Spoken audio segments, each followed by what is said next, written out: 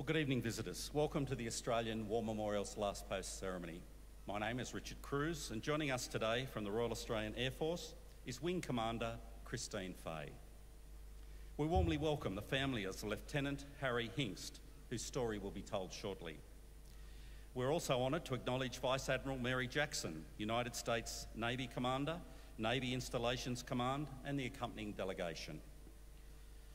We are pleased to welcome the Defence Widows Group to the ceremony this evening.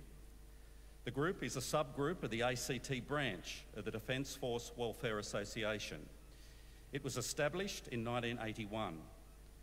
Its focus is on providing mutual support and friendship through an established network and the organisation of events for approximately 300 Defence widows residing in the ACT.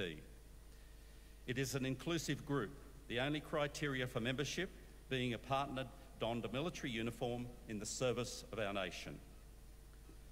As always, we welcome the veterans who have served, those that are still serving, and the families that love and support them. We acknowledge the members of RSL and Services Clubs Association, RSL Victoria and RSL Queensland, who are watching the broadcast of this ceremony across Australia. And during this evening's ceremony, wreaths will be laid at the base of the pool of reflection by family and visitors to the memorial. If you're able, could I ask you to please stand and join in singing the national anthem.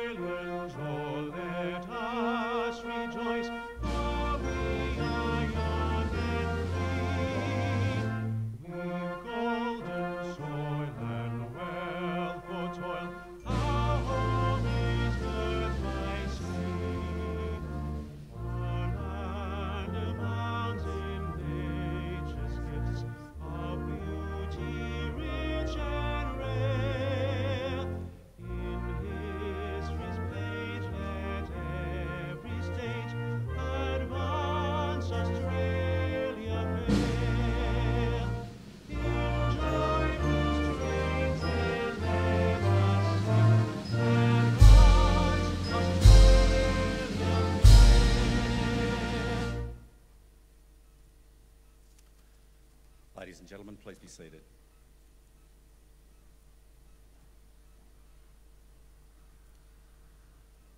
The Australian War Memorial was the vision of Charles Bean, Australia's first World War official historian.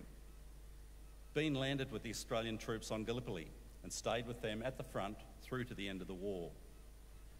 The idea of this national memorial and museum came to him at Pozières, France, in the depths of the bloody fighting of 1916. Bean's idea was that this would be a place where families and friends could mourn loved ones buried in faraway places. It would also be a place that could help all Australians understand what these men and women had endured and what they had done for us. Bean's vision, to which we remain true, is best expressed as inscribed in the entrance to the memorial's galleries. Here is their spirit, in the heart of the land they loved, and here we guard the record which they themselves made. Tonight we'll read the story behind just one of those on the Roll of Honour, which lists the names of more than 102,000 men and women who have given their lives for us in war and operations for more than a century. But first we present a lament, Flowers of the Forest. Wreaths and floral tributes will now be laid at the base of the pool of reflection.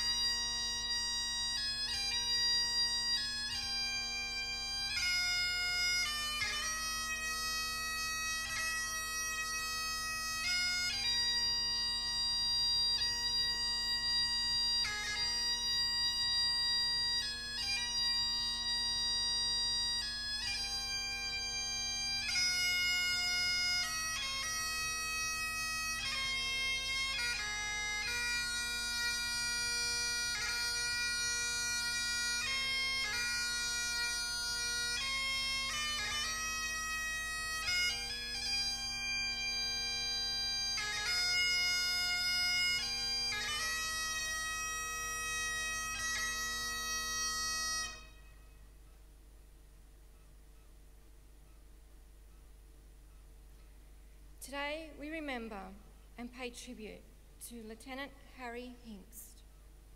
Harry Hingst was born on the 13th of June 1915, the son of William and Ida Hingst of Newcastle, New South Wales. After leaving Newcastle Boys High School, Harry began work at Steggers Proprietary Limited, where his father was the managing director. Harry was well known in business and sporting circles, and he was noted for his active involvement in rugby union and swimming. After his father William died in 1934, his mother remarried, but Harry remained working at Steggers, eventually becoming the departmental manager. In March 1940, he gave his sister away at her wedding in Newcastle Cathedral.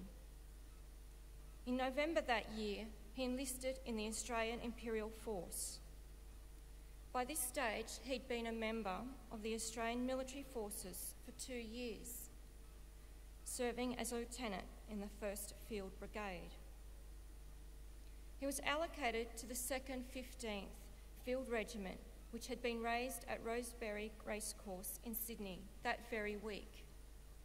Within a fortnight, the regiment was at full strength and began training at Ingleburn with 18-pounder guns that had been used during the First World War, many of which were older than the gunners.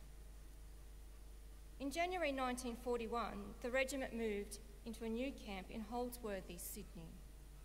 Here, Hingst completed a map reading course and a fitters and mechanics course. After carrying out joint training with the 27th Brigade for a week in Bathurst, in late July the regiment left Sydney on board the troop ship Katoomba, bound for Singapore. The 2nd 15th went into camp at Nee Soon, Singapore, where the men trained and were able to familiarise themselves with the jungle. It was not until late December that the regiment received its first 25-pounders. Throughout November and the start of December, it seemed that war with Japan was increasingly likely. In early December, the 2nd 15th began to move to the state John Orr, Malaya, to relieve the 2nd 10th Field Regiment. By the start of 1942, the Japanese had advanced through Thailand and most of Malaya. In early January, the 2nd 15th moved north to reinforce the Allied troops that would fight the main Japanese force when it reached Janor. By mid-January, the regiment gunners were almost in constant action, providing artillery support for the withdrawal along the Malayan Peninsula towards Singapore. In the first days of the campaign, 2 batteries of the regiment fired almost 8,000 rounds in the Jamaz-Gedamaz sector by the 29th and 30th batteries, while another almost fired 7,000 rounds in support of withdrawing Indian troops and Australian troops. The withdrawal was particularly difficult, and by the time the 65th Battery reached the main force, a quarter of the men had been wounded. By the end of the month, the last of the Allied troops had crossed the causeway and reached Singapore. Lieutenant Harry Hingst was not with them. He had been killed in action at Namazie Estate on the 27th of January 1942, when his gun position was destroyed by the Japanese bombers. Hingst was spared the imprisonment in Changi prisoner of war camp and the horrors of captivity in camps along the Thailand-Burma Railway and in Borneo, Japan, French Indochina, Java, Sumatra and Malaya. This would have come as cold comfort to his grieving family.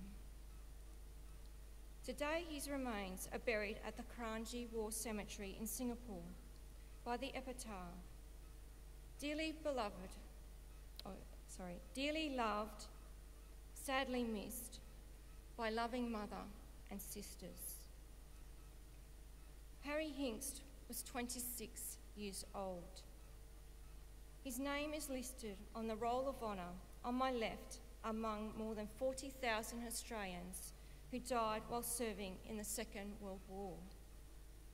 This is but one of many stories of service and sacrifice told here at the Australian War Memorial. We now remember Lieutenant Harry Hingst, who gave his life for us, for our freedoms, and in the hope of a better world.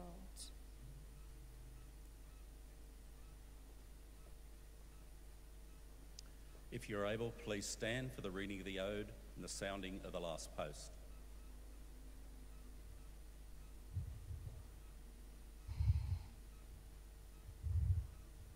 They shall grow not old, as we that are left grow old. Age shall not weary them, nor the years condemn. At the going down of the sun, and in the morning, we will remember them. We will remember them.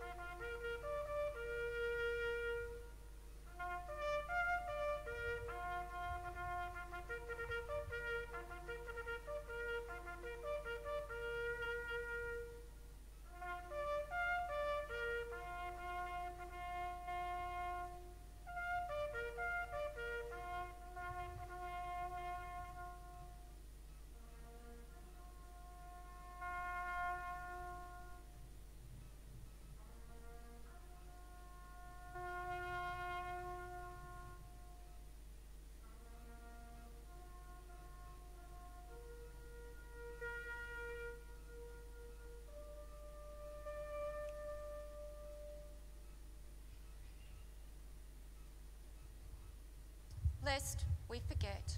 Lest we forget.